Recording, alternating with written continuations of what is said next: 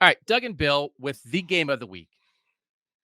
Penn State at Ohio State, noon on Fox in Ohio Stadium. Ohio State favored by 4.5. Ohio State's won 6 straight in this series, won 10 of the last 11. Since Penn State joined the Big Ten, Ohio State is 22-8 against Penn State. SP Plus rankings, Ohio State is second. Penn State is 8th. Penn State has the number 2 defense. Ohio State has the number 4 defense. Let me give you a theory here, Landis. So we've had a lot of people talk about that with Michigan's schedule, you don't know very much about Michigan yet. Penn State has played just absolute 2 blowout ignore games against Delaware and UMass. Their other 4 games, West Virginia, Illinois, Northwestern, and Iowa, I don't think they've played a functional offense yet. So I don't doubt how good the Penn State defense is. I don't exactly know how good, but here's my theory. Drew Aller, the Penn State quarterback, has never thrown a pick in 241 passes in his career so far. Penn State is second in the nation in time of possession. They have been grinding it out offensively. It has been a slog. But when you look at the past couple years when Penn State has played Ohio State, Sean Clifford at quarterback, they've come out and thrown it.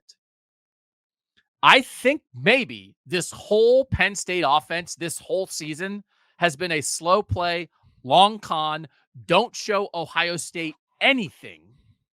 And Drew Aller's going to come out and throw it 40 times, and they actually might have substantially more offensively than they've shown. But James Franklin made a decision looking at the schedule and knowing that this maybe is the most important game that he has ever coached at Penn State, with an opportunity that they've never really had before, that he has been preparing for this every snap, every practice, every play of every game to this point. And we actually don't know what the Penn State offense looks like, because they're going to be completely different on Saturday than they've been in the first half of the season. Possible? No, I don't buy that. No, I think the Penn State offense is like, it's not a bad offense. They hold the ball a long time, as you said. They've run it pretty well. They're one of the better rushing offenses in the country. They obviously have 2 very good running backs. I just don't think their passing game is particularly sophisticated or explosive, and that is not intentional. That's just who they are. They've also been the beneficiary of excellent field position. They're number 1 in the country in starting field position. And they've had some short touchdown, or what should be short touchdown drives, particularly in the Illinois game, that were not short. They were not touchdown drives because they're not very good in the red zone either. So I actually don't think this offense is tremendous. I don't think the offensive line is as good as people were hoping it would be.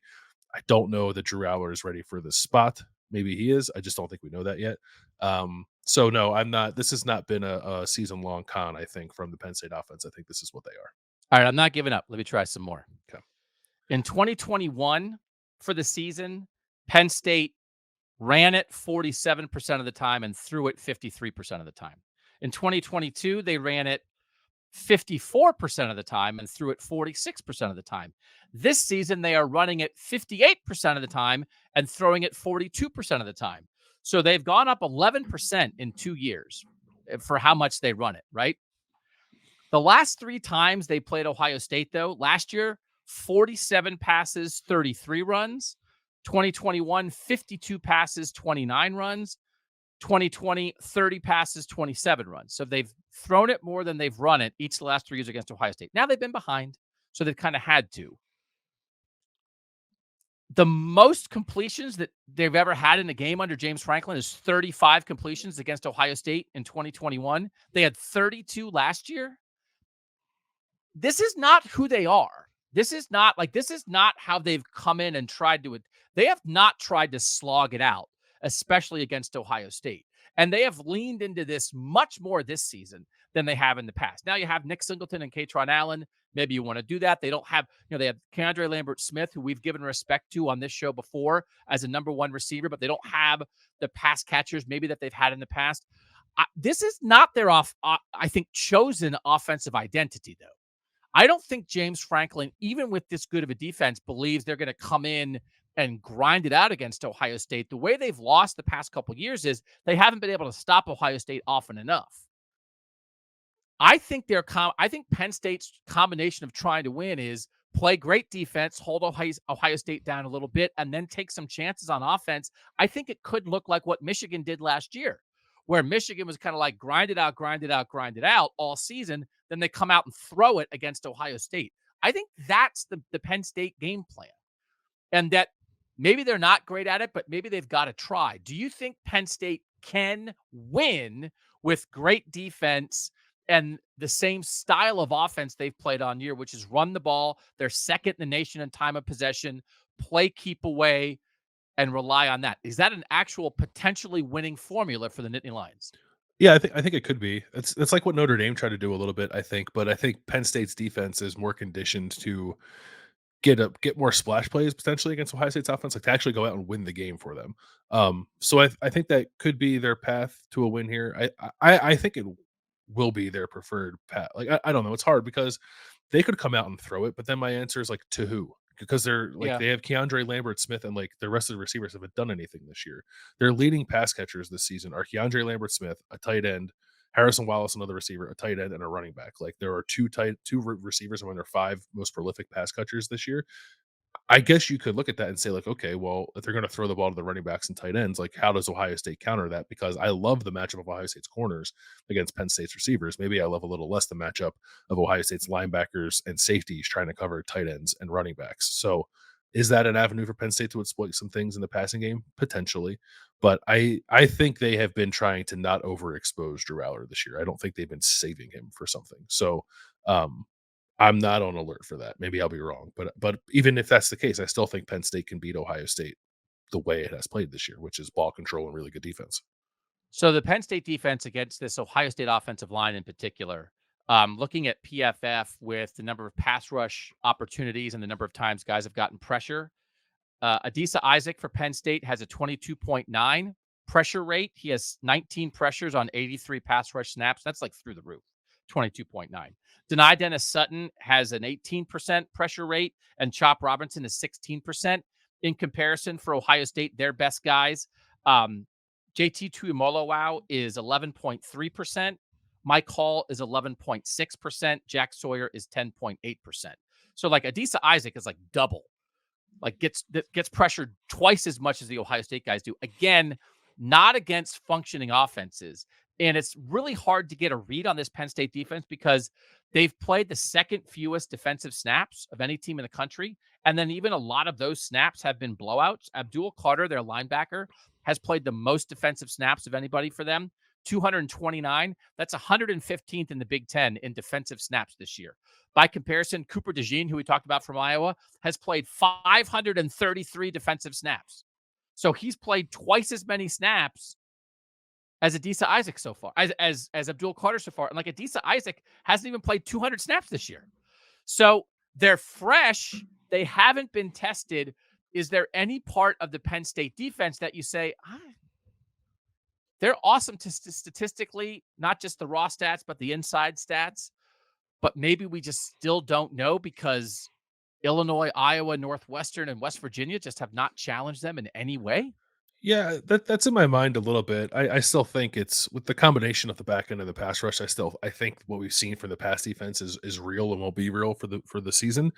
Um, I wonder if like good physical teams can't run the ball on them. Like we saw that happen last year. Like Michigan, I think gave Penn State a lot of problems through the middle of its defense and ran the Yeah. ball on them and pulled away with that game. Now, is Ohio State built to do that? I don't know, but I think they're going to try because it's a point you want to at least stress test if you're any team playing Penn State. Is like, did they actually get their defensive tackle play, their ability to stop a power run game figured out? Because they've not really played anybody who I think would show us that. But I also felt in watching the Illinois and West Virginia games, there were times when those two teams like ran the ball with some efficiency on them, not for the entirety of the game, but for long enough stretches where I thought like, oh, I wonder if this is actually fixed. It's not been that way season long because they've not really played anybody on offense, as you stated, and they have two basically FCS opponents in there that help pump up the numbers. But I think a lot of what we've seen from this defense is real. I do wonder if that's a potential vulnerability is running the ball against them.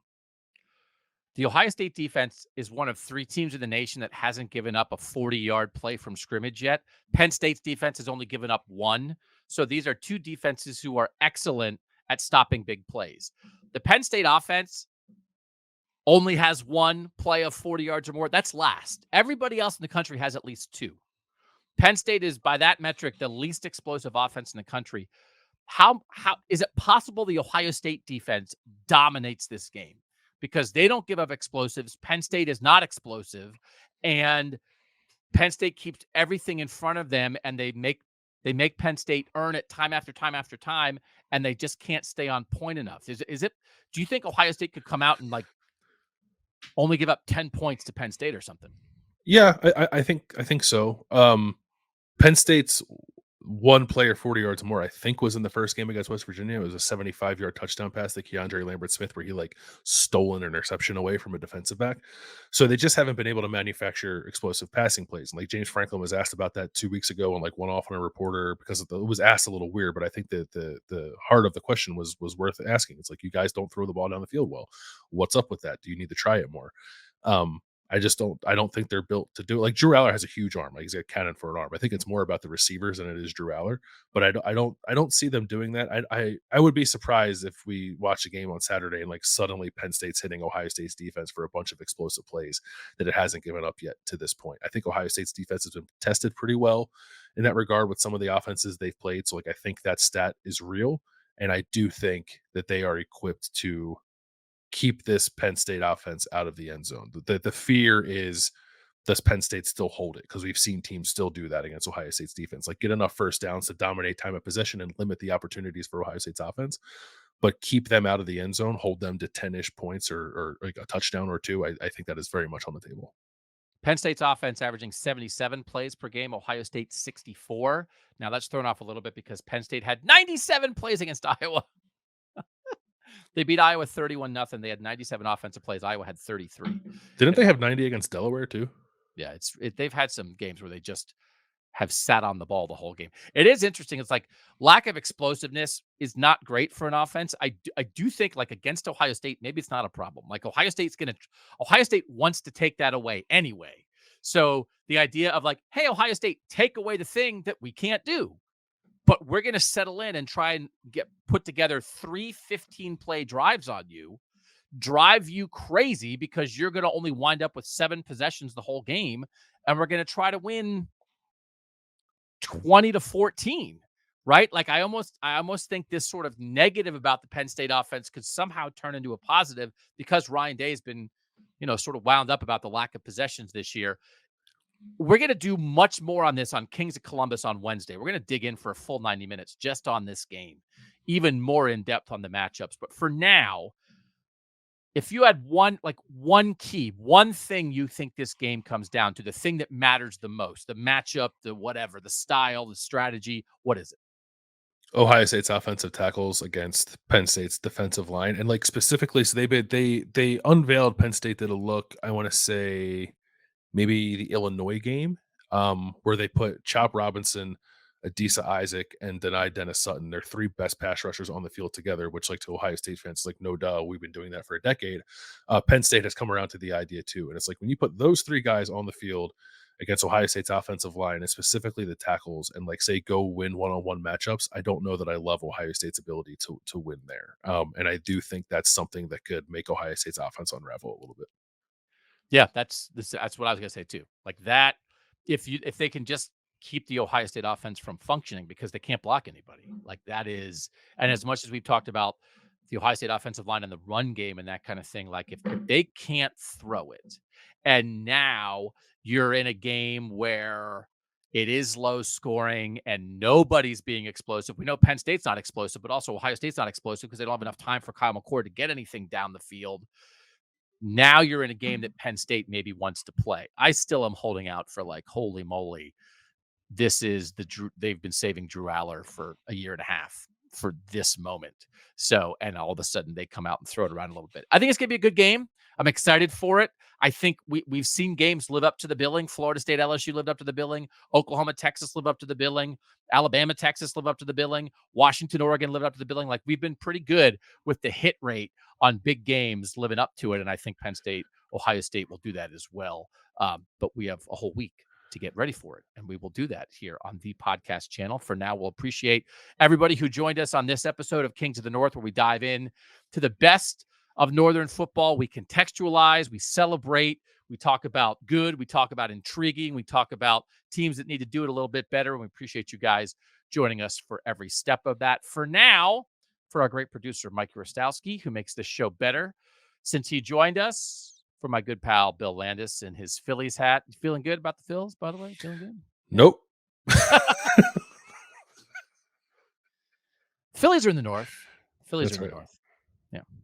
Yeah. Arizona's in the south. So cram it, Diamondbacks. There we go. Now you feel better.